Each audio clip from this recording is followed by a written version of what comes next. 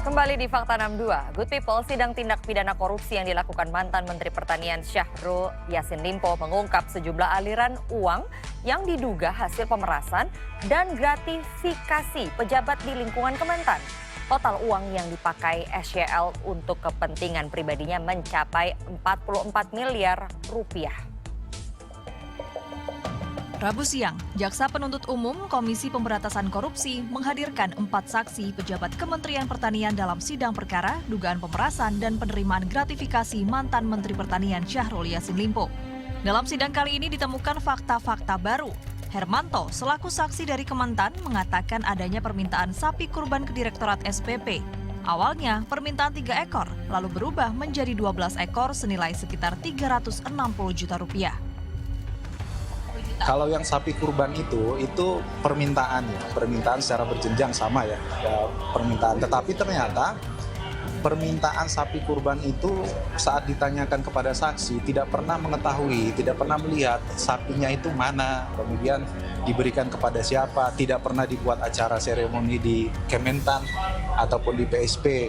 Padahal mereka mengumpulkan 360 juta rupiah dengan permintaan itu ditujukan untuk sapi kurban. Dalam sidang kali ini juga menyoroti pemberian opini wajar tanpa pengecualian oleh Badan Pemeriksa Keuangan kepada Kementan pada era Syahrul Yassin Limpo.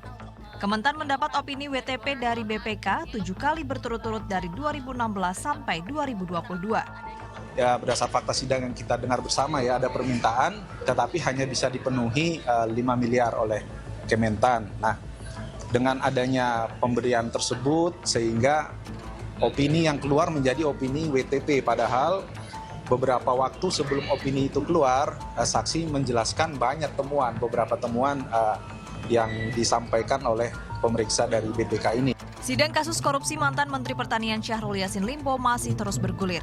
Masih banyak saksi-saksi yang akan dihadirkan dalam persidangan dari pihak Kementan.